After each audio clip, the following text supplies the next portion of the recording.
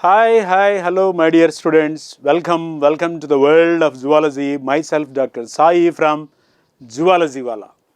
My dear future medicos, in the last sessions, I discussed axial skeleton and appendicular skeleton, isn't it?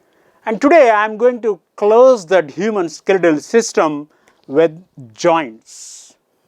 What are joints? How many types of joints are there in the human being body? That now we are going to see that aspect. Joint is nothing but the place where two bones are present closely, or bones and cartilages present so closely. Whatever the energy generated by the muscle will be transferred to the bone with the help of joint. Without joint, we can't move so many bones in the human being body freely. Of course, there are some joints are there in the human being body where we can move freely, and some bones are there or some joints are there which can't move so freely but a little bit freely. But there are some bones which won't move at all. Like the different types of bones are present in the human being body based on the functional aspects. Some are freely movable, some are slightly movable, some are immovable. Now we are going to see what are the different types of joints.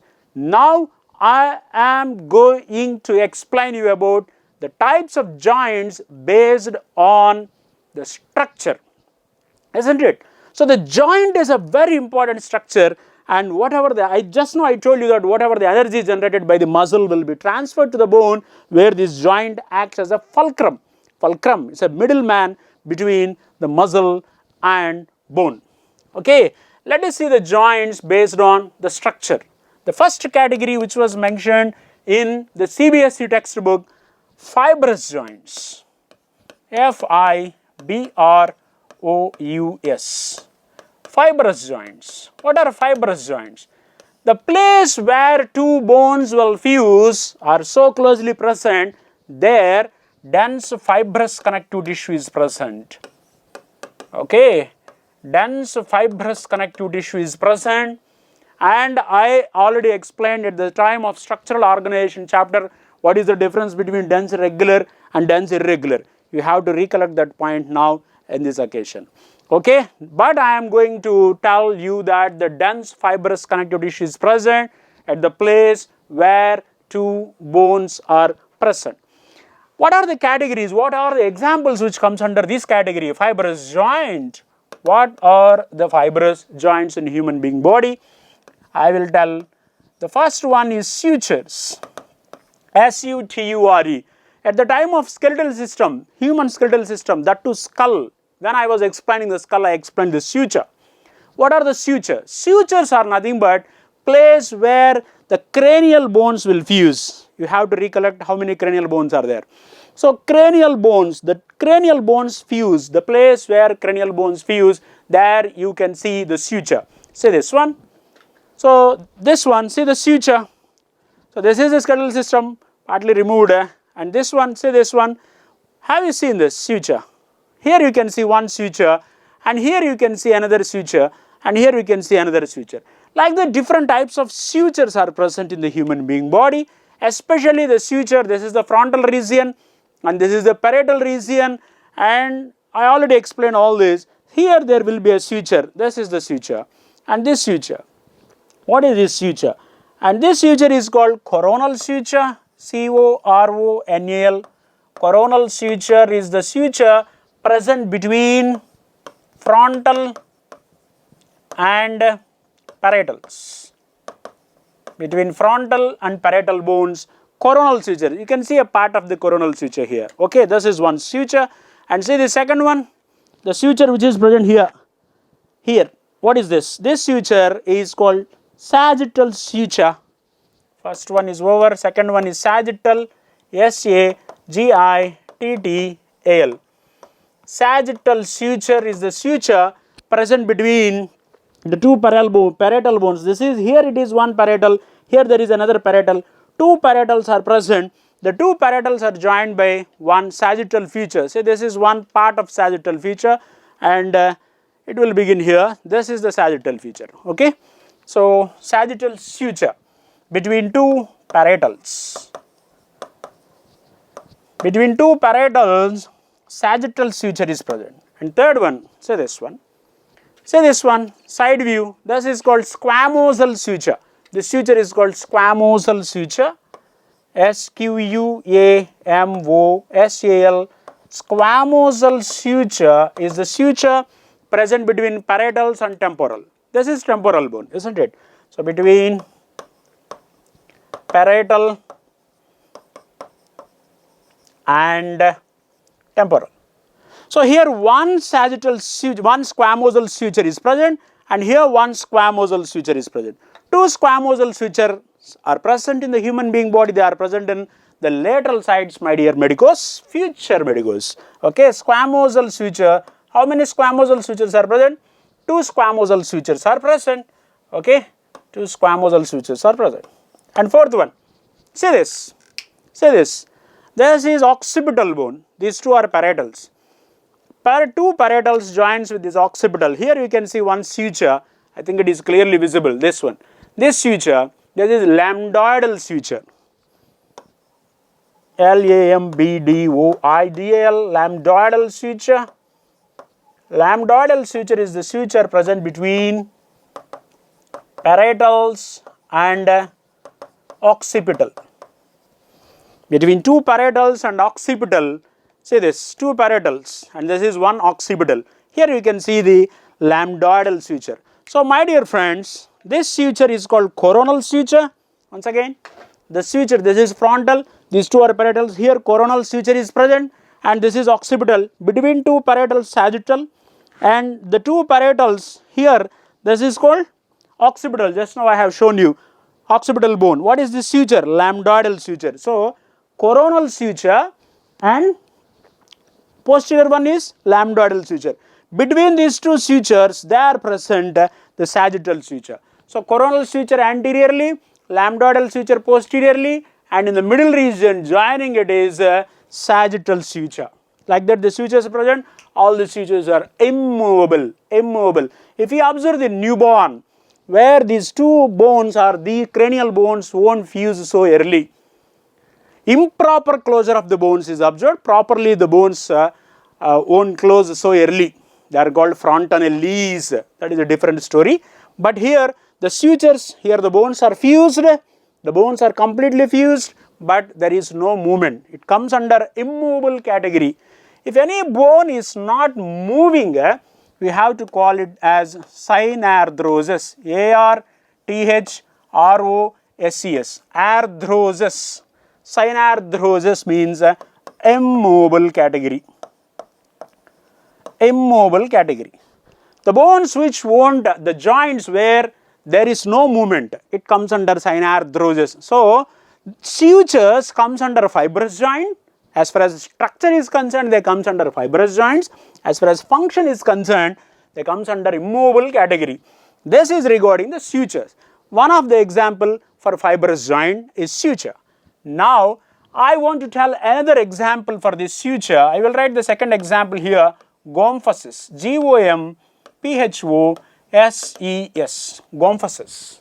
What are these gomphasis? Best example, dento-alveolar joint. Dento, or I will do one thing for your clarity, I will put here, it also comes under the fibrous joint. It also comes under fibrous joint. Let me write here so that the visibility will be good. Gomphasis, G-O-M-P-H-O-S-E-S, gomphasis. Example, dento-alveolar joint. See, alveoli are nothing but the sockets.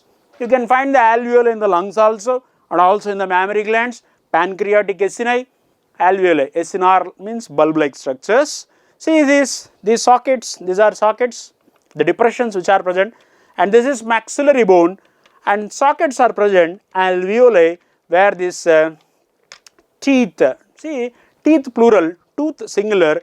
Here teeth is also a bone, one bone joins with another bone, that is dento-alveolar joint. And now tell me, my dear friends, whether the teeth here, can you see the movement, or is there any no movement, or any movement is there? Come on, guess. Is there any movement? Do you think the teeth will move? So most of you may say that yes, teeth will move. Yes, I too know, but a healthy teeth or tooth will not move. So it also comes under synarthros. Synarthros means immovable category. If it is healthy, definitely it won't move. Healthy teeth will not move. So dento-alveolar joint, it is nothing but the example for gomphases. A healthy teeth in person generally will not move. And synarthrosis means immovable category. It also comes under immovable category. That's all about the first one, fibrous joints, my dear friends. Fibrous joints. And now let me remove this. Let us go to the next category. What is that next category? Means regarding the structure, the first one is fibrous. It is already over. And now let me take the second category. Second category, cartilaginous joints, C-A-R-T-I-L-A, cartilaginous joint.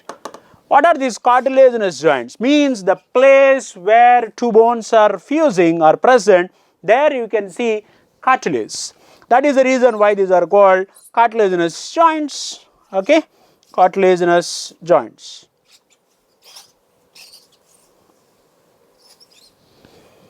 Cartilaginous joint, the place where two bones will fuse, there cartilage is present. Example, between vertebrae, where there is a slight movement. So it comes under, if any movement, any bone is moving slightly, it comes under amphiarthros. Amphiarthros. My dear friends, just now I mentioned synarthros. Synarthroses are nothing but immovable joints. Synarthroses are immobile, number one. Number two, amphiarthrosis. So for your clarity, I am writing again here, amphiarthrosis means slightly movement, slightly movable joints. And third one is diarthrosis, DI. Diarthroses are nothing but highly movable, freely movable, considerable movement. So you have to remember this word, considerable movement. Considerable movement. Why? Because this word was mentioned in CBSE textbook, my dear friends. So you have to remember. So which of the following acts as a fulcrum? Which of the following acts as fulcrum? Joint acts as a fulcrum. That is the first one. Second one, fibrous joints made with dense fibrous connective tissue. Which of the following comes under fibrous joints? What are the examples of fibrous joints? Suture, best example as per CBSE. And I mentioned how many sutures are present. Tell me how many sutures are present. 1, 2, 3 lambdoidal, 4 squamosal this side and this side also. So 1 coronal, 2 here one suture, here one suture, 3, 4, 5. Total 5 sutures are present, but 4 types of sutures are present. So how many sutures are present? How many? 5 sutures. How many types of sutures are present in the cranium region? All that comes under fibrous category. And here how many unpaid sutures are present? So this is one unpaid coronal, lambdoidal also one unpaid, sagittal unpaid, only squamosal is paid. So paid sutures, here one, paid sutures. Like that, you have to study the question carefully, then you can answer so easily. So all those comes under synarthrosis, immovable category. Just now I explained. And which of the following are slightly movable? We have to pick out the correct examples. I am going to explain it now. Amphiarthrosis means the bones which are slightly moving. Which of the following are highly movable joints in the human being body? Diarthrosis. Or the question may come even like this. Which of the following bones shows considerable movement? Diarthrosis shows considerable movement. So these are the 3 categories based on the function, my dear friends. These are the 3 categories based on function. Of course, I will tell whenever I am representing one joint, I will tell whether it is slightly movable or movable. I will tell. But you have to remember this word. You should feel comfortable with these words. You have to repeatedly use that word. You have to chant the word. Then only it will become best friend for you. Okay, make friendship with the subject, my dear friends. So cartilaginous joints are nothing but the place where the 2 bones will fuse are present. There the cartilage is present. Between vertebrae, amphiarthrosis. Best example for cartilaginous joint. You can write another example also. I will write pubic symphysis, PUBIC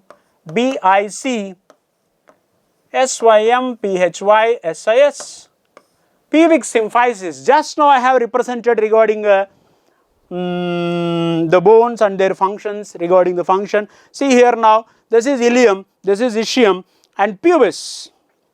Whenever the two pubic bones will join, the place where the two pubis will join, previously I told at the time of appendicular skeleton, the place where the two pubis will join, there the cartilage is present, so it comes under cartilaginous joint. I told you, in the case of females during the delivery, doctors also will give one injection to relax the ligaments also.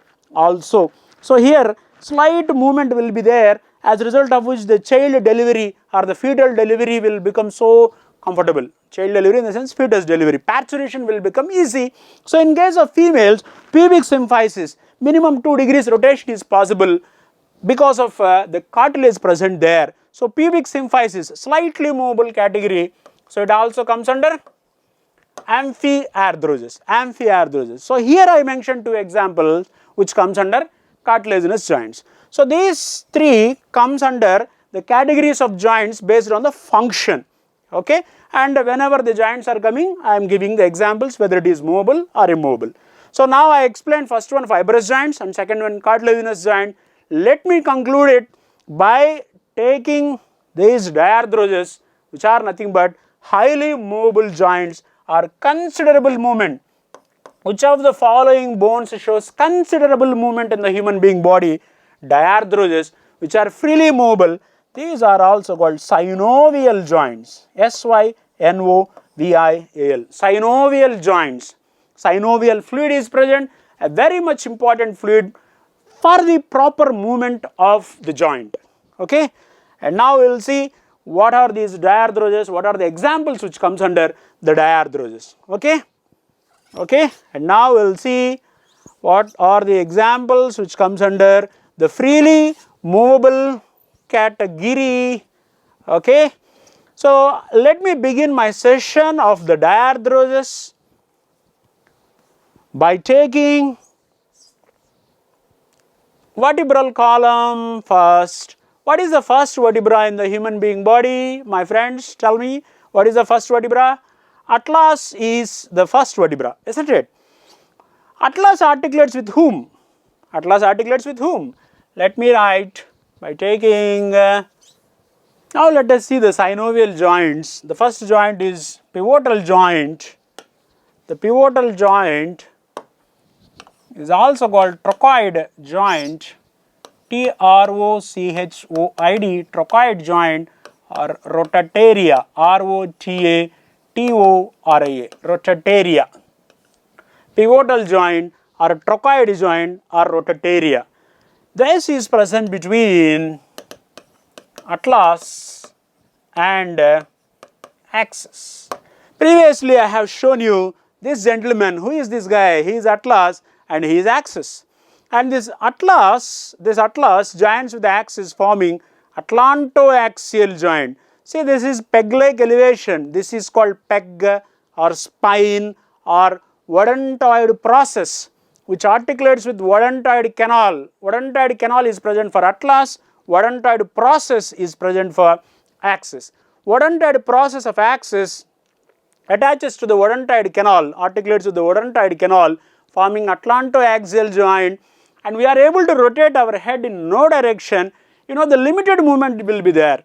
If you observe a healthy person, movement is limited like this. You can't rotate your head in 360 degrees, isn't it?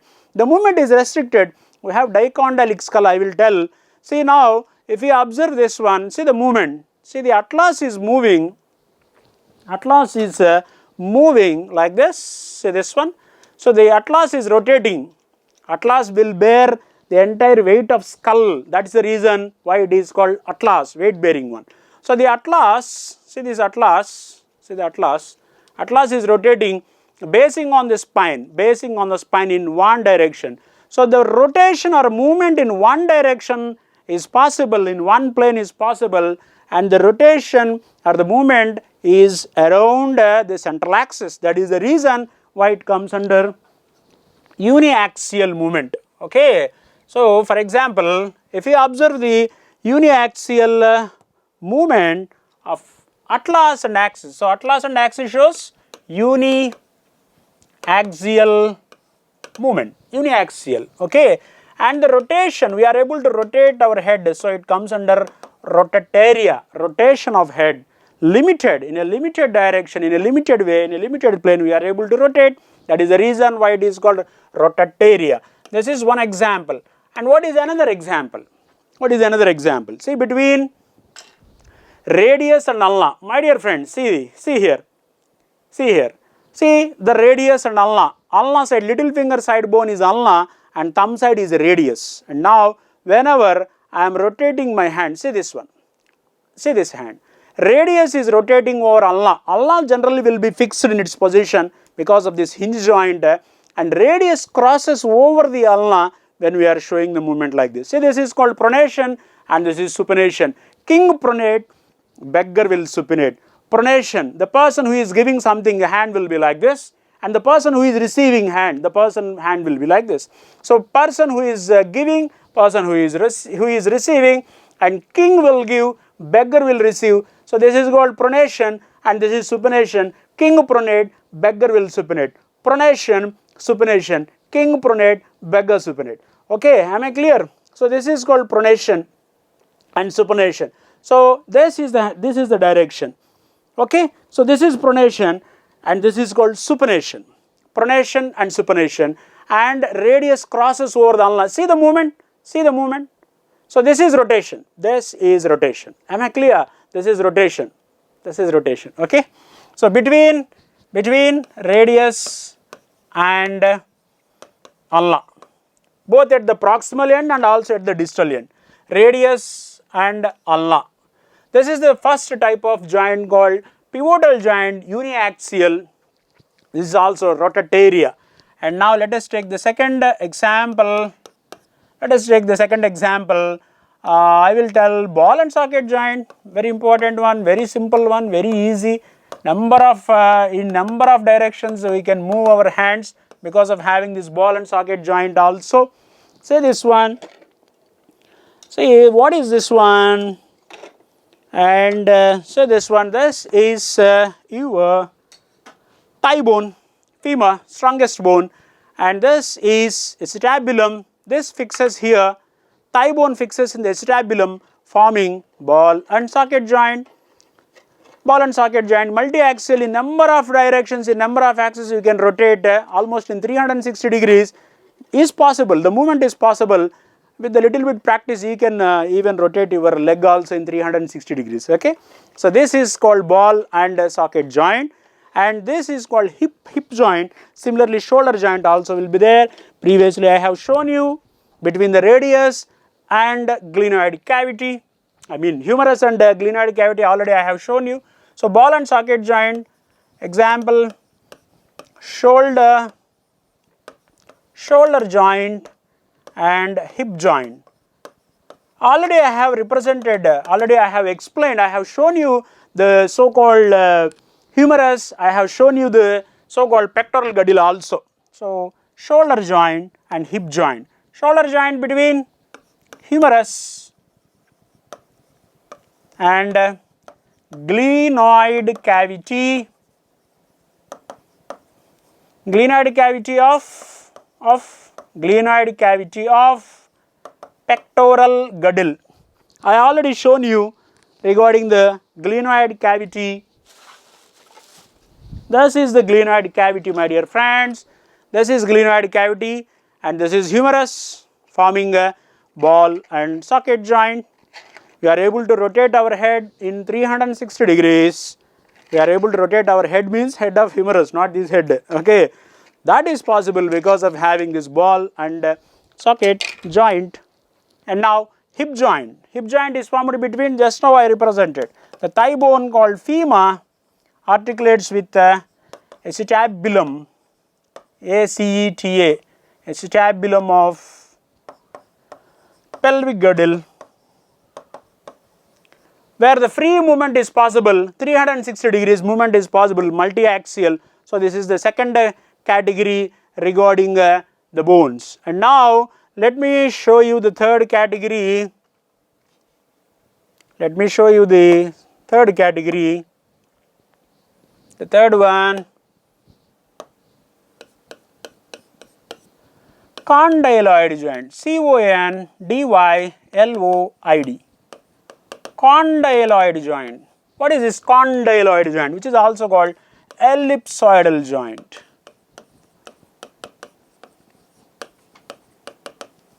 Ellipsoidal joint, condyloid joint is also called ellipsoidal joint, and here between occipital condyles of skull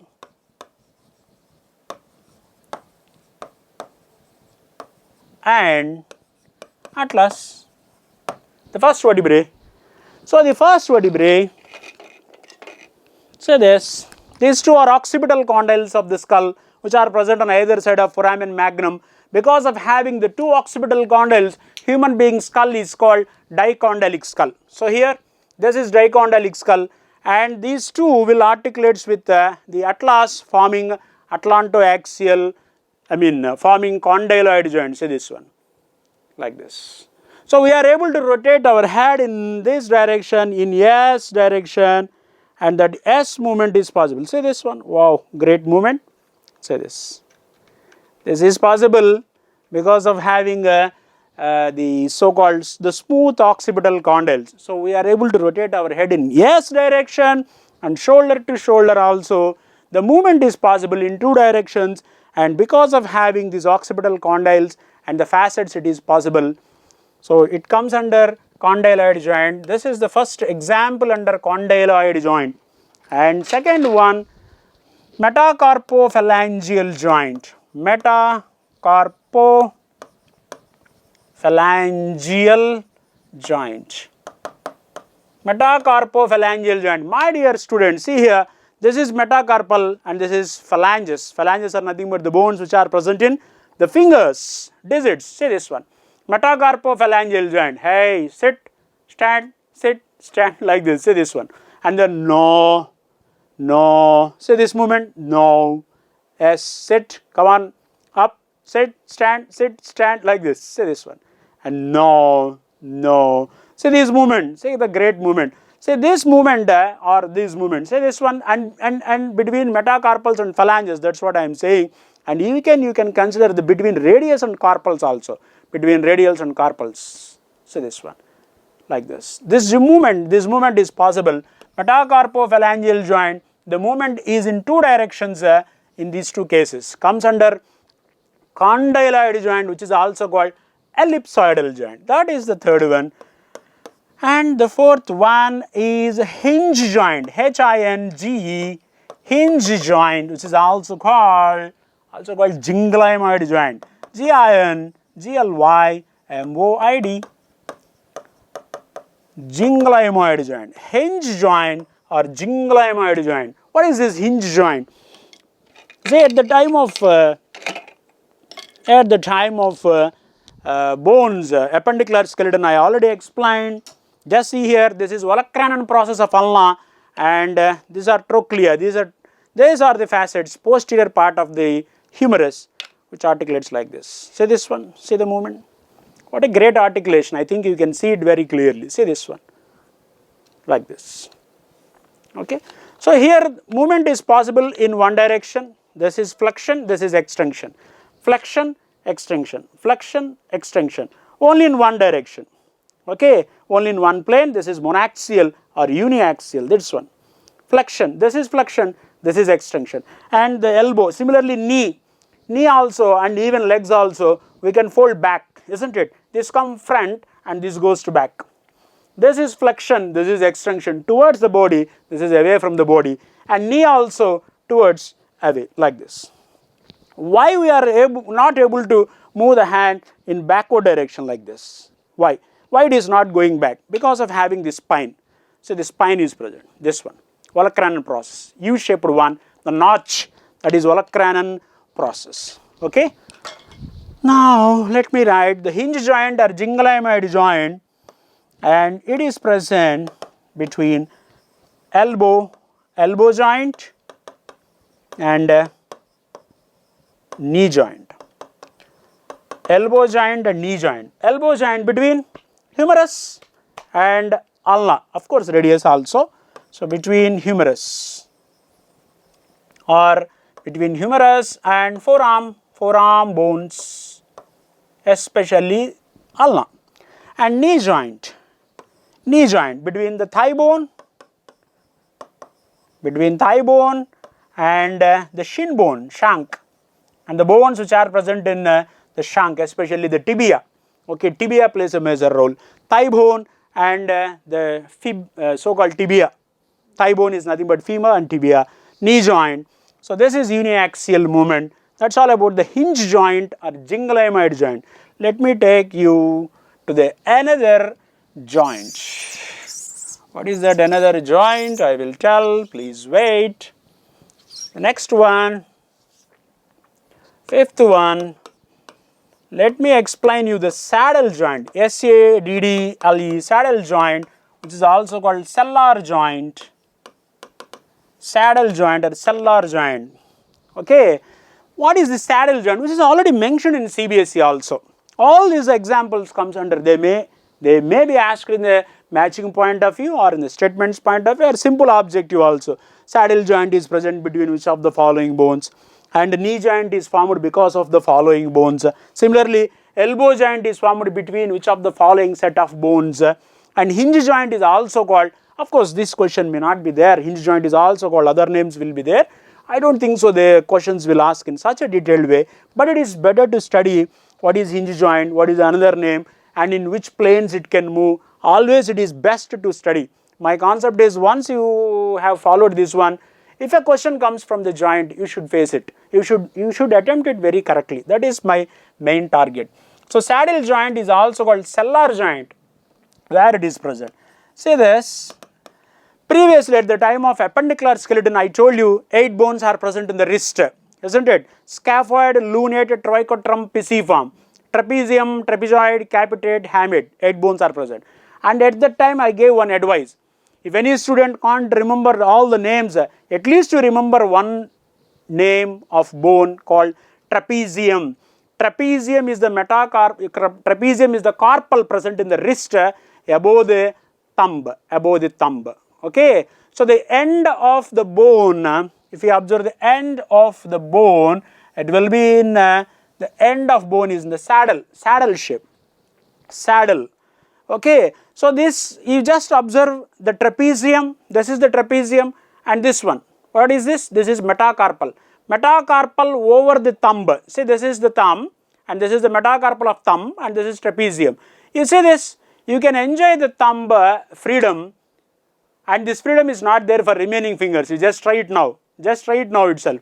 You are able to rotate the thumb very freely. See this. So thumb enjoys the greater freedom than remaining fingers, isn't it? And this is possible. Yes, thumb enjoys the greater freedom, and the movement is possible so comfortably because of having the shape of the trapezium and the metacarpal also. So this is the saddle joint, saddle, the horse rider, where he is to sit at the time of riding, you know, that is the saddle shape. Okay, so the bones, the ends of the bones will be in the saddle shape. Example, trapezium, Trapezium. Trapezium is the carpal which is present over the thumb, and it articulates with the metacarpal. Trapezium, carpal, metacarpal of the thumb, first digit only, my dear friends. You have to remember, first digit only. Okay, that's all about the saddle joint. So some scientists will consider that this thumb joint, I mean to say the saddle joint, also has poorly developed ball and socket joint. Why? Because you are able to rotate the thumb in so many directions, of course restricted way. So poorly developed ball and socket joint. That's all about the saddle joint. And now the last one, gliding joint, GLIDING, gliding joint. Gliding joint. What is this gliding joint, my dear friends? Gliding joint is also called planar joint. In number of planes you can move this. you can move this joint. That's why it is called gliding joint or sliding joint. Okay, gliding joint or sliding joint. Okay, I will show the gliding joint or sliding joint on the board. Now it is present between carpals, between the carpals at the wrist and tarsals which are present at the ankle. Carpals present at the wrist and tarsals present at the ankle. Between carpals, my dear friends, between carpals, see this, we are able to rotate the wrist in number of planes with restricted movement. Of course, restriction will be there, but you see this, you can rotate the wrist, very freely. So why? Because one bone, one carpal is sliding over the other carpal. That is the reason why it is called carpal. See this, not this movement, already I told you this movement. What is this? Between metacarpal and phalanges, condyloid. You see this, what is this? Hinge, isn't it? Hinge. What is this? What is this movement? If anybody says like this, what is the meaning of it? Come on. What is this? See this one, like hinge joint, between phalanges also operating hinge joint, interphalangeal joint, that is also another hinge joint. Of course, I have not mentioned at the time of hinge joint, but it is better to remember. See, so many bones are present. This is hinge joint, isn't it? This is hinge joint, and now this is gliding joint, and now what is this one? This is condyloid joint, and this one is interphalangeal joint. See the sequence, starting from here. This is condyloid joint, rotatoria, pivotal joint, ball and socket joint, hinge joint. Between radius and carpals also I told you, condyloid joint. And this is gliding joint, metacarpals and phalanges, condyloid joint. And finally between phalanges, hinge joint. So in the examination, some of the joints may be asked like that, and they may ask you to put in one order also, starting from neck to the fingers. So carpals which are present in the wrist. So between carpals, that is intercarpallary joint, and between tarsals, intertarsal joint, So between carpals and between tarsals, this gliding joint will be there, planar joint. In number of planes you can move this gliding joint. Now, so this, please wait. I will show you the bones, joints. Now, just to have some idea, I will show you. You try to see this. See this. This is just a small recap. Cranium, immobile bones. This is hinge joint, ball and socket joint, and this is pivotal joint, rotatoria. You are able to rotate our head like this, and this is gliding joint. Okay. Just now we have explained all these joints, and now I am going to remove this image. I am going to show you another image also, just to have clarity. You see this guy is waiting from almost 1.5 hours. Why? Because to show his bones to us. Thank you, my dear friend. See this, the gliding joint, and this is the hinge joint, and lower limb, that is knee joint he is representing here, shoulder joint, ball and socket joint, and this is elbow joint, hinge joint, and just phalanges between fingers, interphalangeal joint will be there, and condyloid joint also will be there between metacarpals and phalanges. And this is hip joint, between ankles, gliding joint, and of course the legs. Inside the leg sole, metacarpals here, and metatarsals in the sole. This is metacarpal and phalanges. Similarly, metatarsals and phalanges, condyloid joint. Okay, that's all about these joints like that. So many joints are present in the human being body, and these joints may be definitely asked in the examination. If the paper setter want to ask a question from the joint, any of the joint can be given, but synoarthrosis are more important, synovial joints are more important. Okay, between vertebrae, cartilaginous joint, and this is hinge joint. So this phalanges, I have mentioned so many joints, and in the hand region, metacarpals and phalanges, condyloid, and this is nothing but hinge joint. Like that, this is hip joint. All the joints, these are the different types of joints in the human being body. You study these joints and you practice it, and I have mentioned what are the different types of questions which may be possible in these joints. That's all about these joints, my dear students. That's all about the skeletal system, and in the next session I am going to explain a very interesting chapter. Stay tuned. Signing off, yours Zoology Wala. Thank you, students.